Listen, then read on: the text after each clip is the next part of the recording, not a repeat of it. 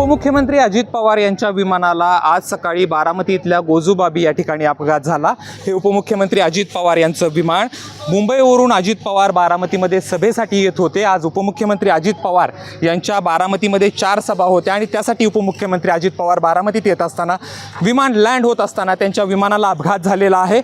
या ठिकाणी आपण बघू शकतो अग्निशामक दलाचे जवान या ठिकाणी विमान विझवण्याचा प्रयत्न करत आहेत। धावपट्टी लागताना उपमुख्यमंत्री अजित पवारांच्या विमानाचा अपघात झाला आणि या ठिकाणी आता सध्या परिस्थितीमध्ये आपण बघू शकतो विमानाची झालेली अवस्था। या ठिकाणी अग्निशामक दलाचे जवान जे आहेत त्या ठिकाणी विमान जे आहे ते आग विझवण्याचा प्रयत्न करत आहेत आणि हे जे समोर या ठिकाणी बघू शकतो त्या ठिकाणी धावपट्टीला लागताना उपमुख्यमंत्री अजित पवार यांचा अपघात झालेला आहे। उपमुख्यमंत्री अजित पवार यांना रुग्णालयात दाखल करण्यात आलेलं आहे। नेमका अजित पवारांची तब्येत कशी आहे हे समजू शकलं नसलं तरी या ठिकाणी जो आहे तो मोठा अपघात जो आहे त्यांच्या विमानाला झालेला आहे।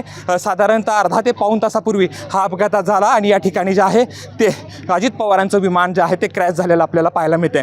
Camera person Shreyas Jaydeep Bhagat, ABP Majha, Baramati. ABP माझा, उघडा डोळे बघा नीट।